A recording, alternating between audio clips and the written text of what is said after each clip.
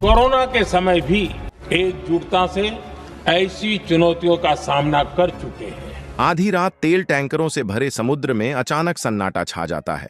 दुनिया की सबसे अहम समुद्री लाइनों में से एक पर बढ़ता तनाव और उसी के साथ भारत में उठने लगते हैं कई बड़े सवाल। क्या आने वाले दिनों में गैस सिलेंडर महंगे हो जाएंगे? क्या देश में दोबारा लॉकडाउन लगने वाला है? क्या पेट्रोल डीजल की कीमतें आसमान छूने वाली हैं?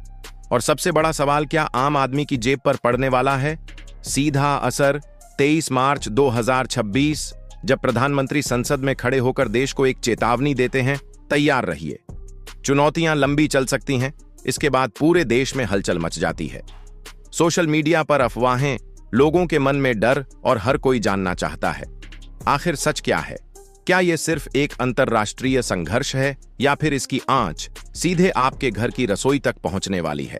आज की इस वीडियो में हम आपको बताएंगे पश्चिम एशिया के इस संकट का पूरा सच, भारत पर इसका असली असर और वो सच्चाई जो शायद अभी तक आपसे छुपी हुई है।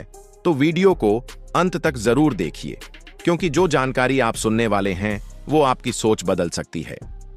पश्चिम एशिया में फरवरी के अंत में शुरू हुआ यह संघर्ष अब 3 हफ्ते से ज्यादा का हो चुका है और इसने वैश्विक ऊर्जा बाजार को बुरी तरह प्रभावित किया है। भारत जैसे देश जो अपने एलपीजी और कच्चे तेल का बड़ा हिस्सा इस क्षेत्र से आयात करते हैं, उनके लिए स्थिति चिंताजनक बनी हुई है।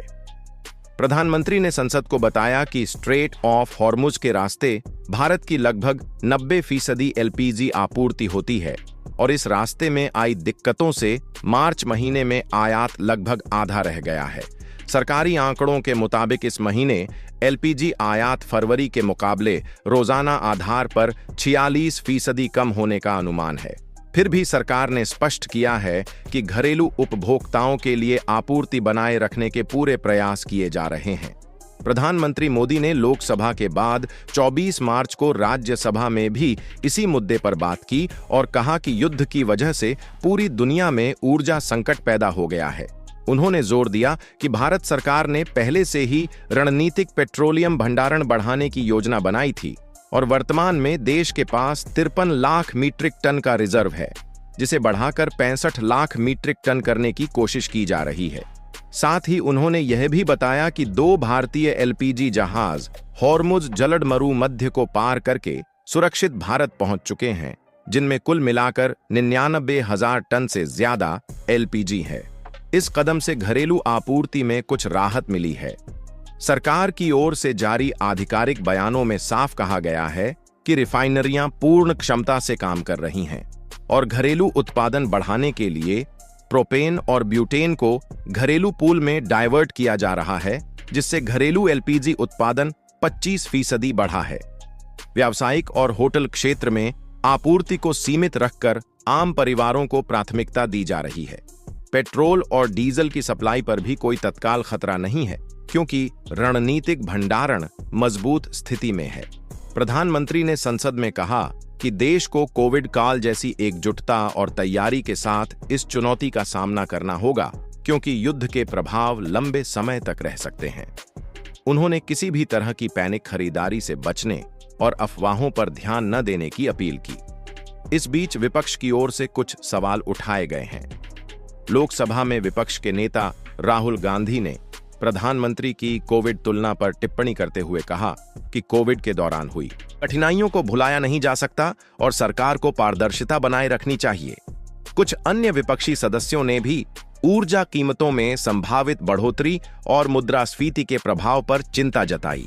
हालांकि सरकार ने इन चिंताओं का जवाब देते हुए कहा कि वैकल्पिक स्रोतों से आयात बढ़ाने के लिए बातचीत चल रही है और सौर ऊर्जा क्षमता को 140 गीगावाट तक पहुंचाने जैसे दीर्घकालिक कदम पहले ही उठाए जा चुके हैं। देश भर में आम लोगों की प्रतिक्रिया मिश्रित रही है। कुछ शहरों में व्यावसायिक एलपीजी सिलेंडरों की कमी की शिकायतें आई हैं, जहां होटल और रेस्टोरेंट संचालकों ने इंतजार की अवधि बढ़ने और कीमतों में मामूली उछाल की बात कही।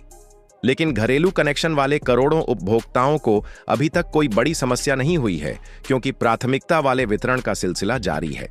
सोशल मीडिया पर कुछ लोग कोविड लॉकडाउन की छठी वर्षगांठ के दिन प्रधानमंत्री के संबोधन को लेकर अफवाहें फैला रहे थे, जिससे लॉकडाउन 2026 की खोज में अचानक बढ़ोतरी हुई। लेकिन सरकारी और विश्वसनीय सूत्रों ने बार बार साफ किया है कि किसी भी तरह का लॉकडाउन या आवागमन पर पाबंदी की कोई योजना नहीं है। प्रधानमंत्री ने स्पष्ट रूप से कहा था कि देश को एकजुट रहकर लंबी चुनौतियों के लिए तैयार रहना है, न कि कोई प्रतिबंध लगाने की बात। वैश्विक संदर्भ में देखें तो स्ट्रेट ऑफ हॉर्मुज दुनिया के तेल और गैस व्यापार का अहम रास्ता है और इसकी अस्थिरता ने कई देशों को प्रभावित किया है। भारत ने कूटनीतिक स्तर पर ईरान, इजराइल और अमेरिका समेत सभी पक्षों से संपर्क बनाए रखा है ताकि तनाव कम हो और व्यापारिक रास्ते फिर से खुल सकें। विदेश मंत्रालय के अनुसार पश्चिम एशिया में रह रहे लगभग 1 करोड़ भारतीय नागरिकों की सुरक्षा भी सरकार की प्राथमिकता है और वहां से किसी बड़े खतरे की कोई सूचना नहीं है। वर्तमान स्थिति की बात करें तो 25 मार्च 2026 तक सरकार ने स्पष्ट कर दिया है कि ऊर्जा आपूर्ति श्रृंखला को स्थिर रखने के लिए हर संभव कदम उठाए जा रहे हैं। एलपीजी वितरक कंपनियां घरेलू उपभोक्ताओं को नियमित सप्लाई सुनिश्चित कर रही हैं और जहां जरूरी हो वहां अतिरिक्त टैंकरों को तैनात किया गया है। पेट्रोल पंपों पर सामान्य स्थिति बनी हुई है और किसी भी तरह की कमी की आधिकारिक पुष्टि नहीं हुई है। विशेषज्ञों का कहना है कि यदि संघर्ष लंबा खींचा तो वैकल्पिक आयात स्रोतों जैसे अमेरिका और अन्य देशों से अतिरिक्त खरीदारी बढ़ाई जाएगी, जिसके संकेत पहले ही मिल चुके हैं। इस पूरे मामले में सबसे महत्वपूर्ण बात यह है कि भारत अपनी ऊर्जा सुरक्षा को मजबूत बनाने के लिए पहले से ही काम कर रहा था और वर्तमान संकट ने उसकी तैयारियों को और परखा है। प्रधानमंत्री ने संसद में कहा कि हमें अफवाहों से दूर रहना चाहिए और एकजुट होकर देश की प्रगति को बनाए रखना चाहिए। जनता के बीच भी जागरूकता बढ़ रही है कि पैनिक की बजाय संयम और विश्वास रखना जरूरी है।